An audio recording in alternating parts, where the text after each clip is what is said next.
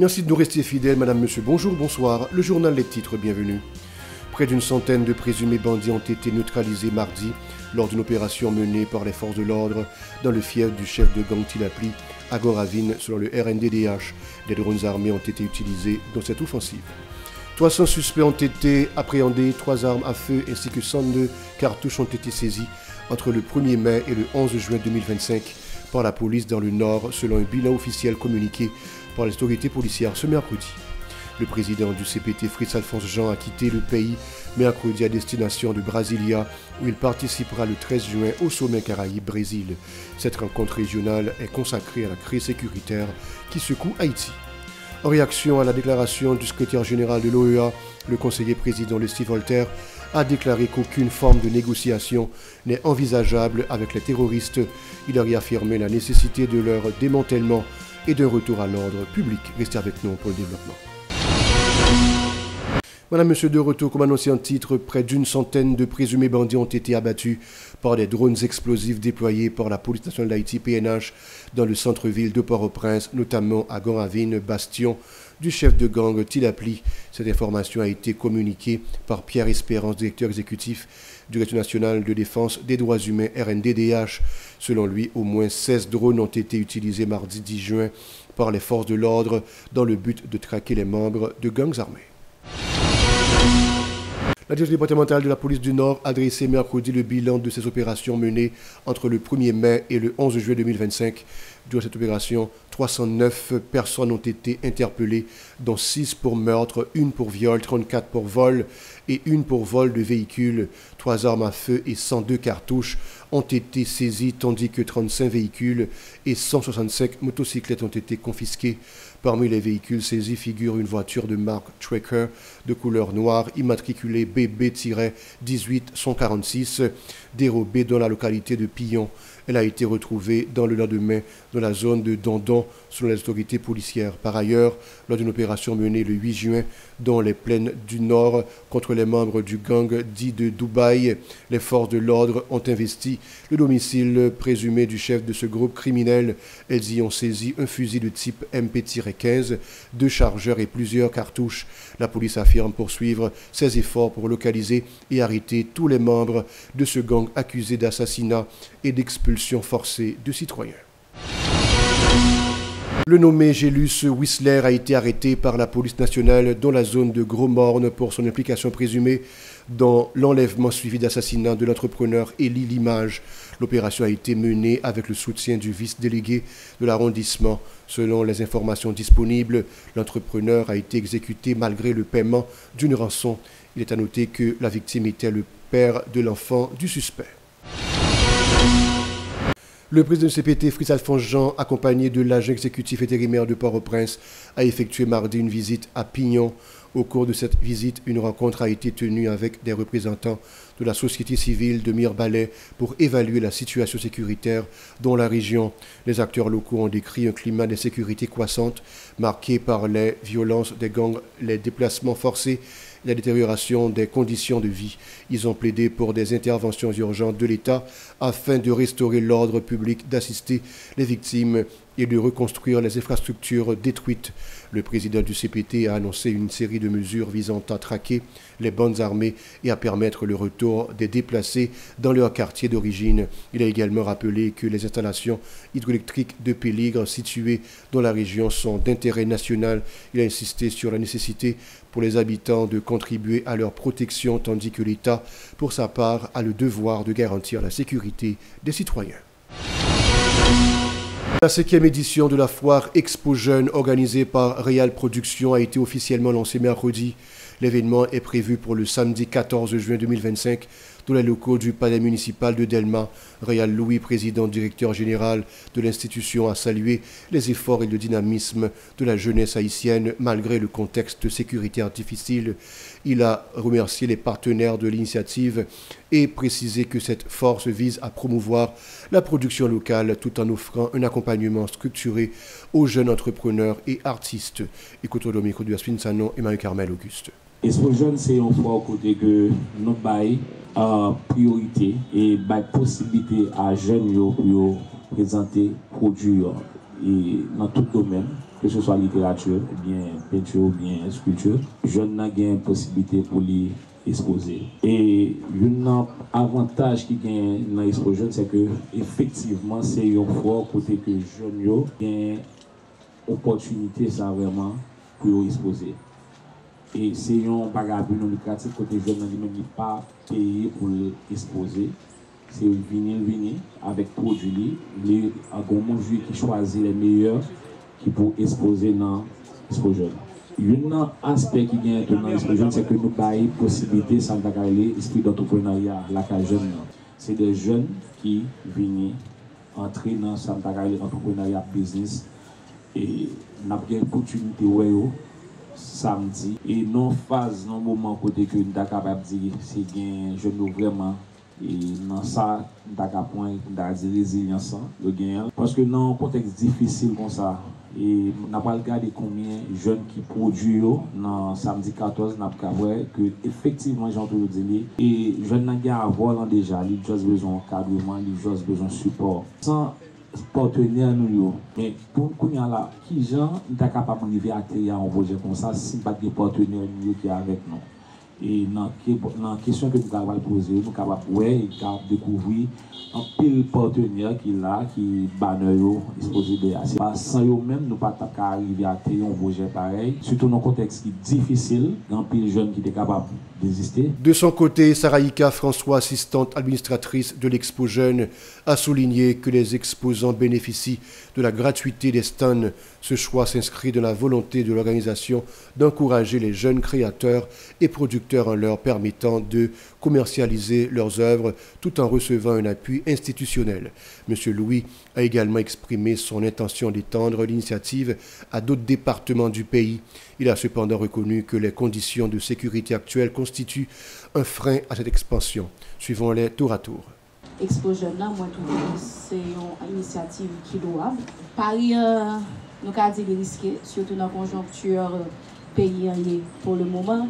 Même penser que le fait que nous jouons plus d'une centaine de jeunes qui viennent, qui répondent à l'invitation Expo Jeune, c'est déjà un signe que Expo Jeune samedi, c'est un succès.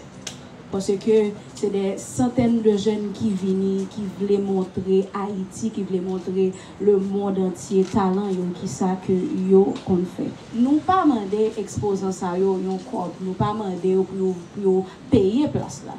Mais c'est Expo Jeune qui prend yo, nous encadrer yo.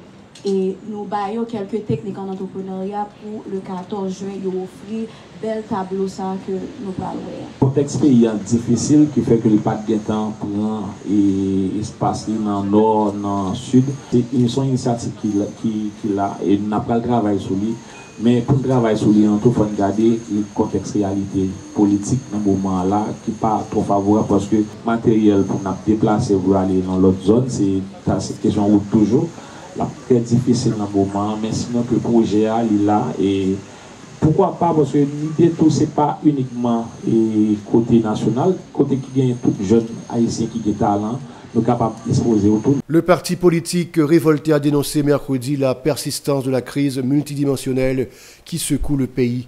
Jean Wilgens Charles, le président du parti Les Esclaves Révoltés, a déploré la dégradation continue de la situation sécuritaire, qualifiant la gouvernance actuelle d'échec total. Il a appelé à l'émergence d'une nouvelle alternative politique capable de sortir le pays de l'impasse en insistant sur l'urgence d'un changement profond dans la gestion de la crise. Les détails. Son constat tout le monde. Et si nous avons fait bilan, nous avons fait plus que zéro. Moi, c'est la première fois que nous avons des gens nuls au niveau comme ça. Et soi-disant, des intellectuels qui constituent une commission présidentielle et je dis pour baisser bas comme ça.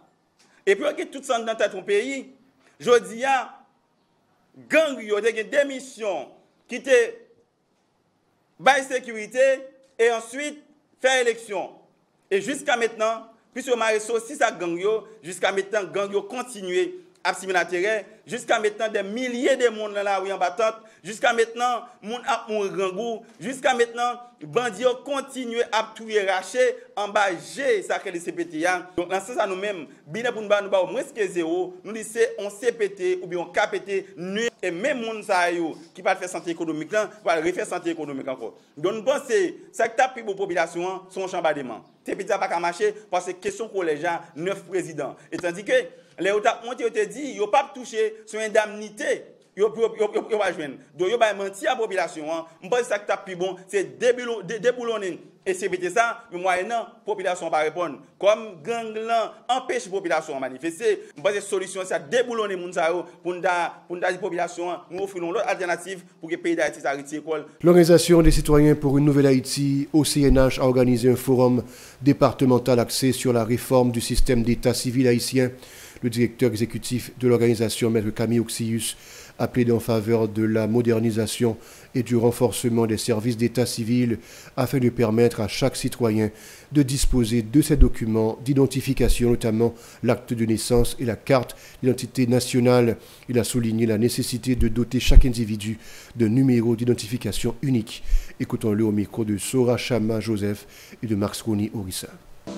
Normalement, depuis en 1990, il y a un seul arrêté qui prend, l'idée prend pour 5 ans pour régulariser la situation de gens qui n'ont pas gagné acte de naissance. Donc, nous-mêmes, dans le plaidoyer nous mené, li aller au-delà de un arrêté pour 5 ans. Mais qui plaidoyer nous mené?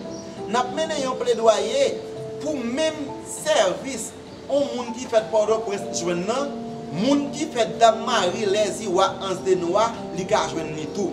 N'a mené un plaidoyer pour que yo moderniser système état civil là. N'a mené un plaidoyer pour que yo numériser système état civil là. N'a mené un plaidoyer pour que lorsque yon ti moun fait li pas doit gagner 3 à 4 5 actes de naissance. Plaidoyer, c'est pour moderniser, informatiser, numériser le système état civil là et question accès à la documentation état civil. Si l'État dit la planifier développement, tout autant l'État pas connaît quand c'est moun qui vivent dans le pays, il pas qu'à planifier développement. Plaidoyer nous, il aller au-delà de l'application d'un arrêté qui a pour 5 ans, mais non seulement nous souhaitons cette fois-ci non seulement vulgarisé, mais parfois ils peuvent arrêter, mais sans mesure d'accompagnement. Au CNH déjà fait enquête sur ça, déjà près de 70% d'officiers nous posent des questions, ils n'ont pas qu'on ait arrêté ça. Nous-mêmes nous voulons, dans une démarche, un citoyen, un numéro, un citoyen, un acte de naissance, un citoyen, un extrait de naissance. Pour sa part, Hanson Dacius, responsable de la recherche, de la communication et des publications au sein de l'OCNH, a révélé que 40% de la population haïtienne n'est pas enregistrée dans le système d'état civil, soit plus de 3 millions de personnes privées d'actes de naissance. Il a également indiqué que, selon une enquête menée en 2024 par l'organisation, environ 733 familles ont perdu leurs documents d'identification lors de déplacements forcés causés par la crise sécuritaire. L'OCNH appelle l'autorité nationale à mobiliser les ressources nécessaires à la réforme et à la numérisation du système d'état civil en vue de garantir l'accès aux droits fondamentaux pour l'ensemble de la population. Suivez. Selon les informations disponibles, nous avons 40% de la population qui n'est pas enregistrée. Nous avons plus de 3 millions de personnes qui n'ont pas d'acte de naissance. Et dans les zones, par exemple, rurales, en province, et dans les camps de déplacés, nous avons des milliers de personnes qui fuient la violence des groupes armés sans pouvoir conserver ou accéder à leurs documents médicaux. Nous avons mené une enquête en 2024 auprès de 5 sites de déplacés à Port-au-Prince. Il ressort que environ 733 familles avaient perdu 952 actes d'état civil à cause de conflits armés. À court terme, l'OCNH pense qu'il faut sensibiliser les autorités et également la population à l'importance de l'état civil. Il faut par exemple la simplification de l'acte de l'accès aux documents d'état civil à travers des initiatives locales temporaires. À moyen terme et à long terme, nous pensons qu'il faut l'adoption d'une loi modernisant la question de l'état civil dans le pays. Il faut par exemple la numérisation du système, garantir l'universalité de l'enregistrement. Nous pensons par exemple qu'il faut adopter des réformes légales nécessaires, par exemple la mise en place d'une commission de réforme, et qu'il faut mobiliser les ressources financières et techniques pour moderniser le système d'état civil. Voilà, c'est tout pour le journal. Restez avec nous pour la suite de la programmation.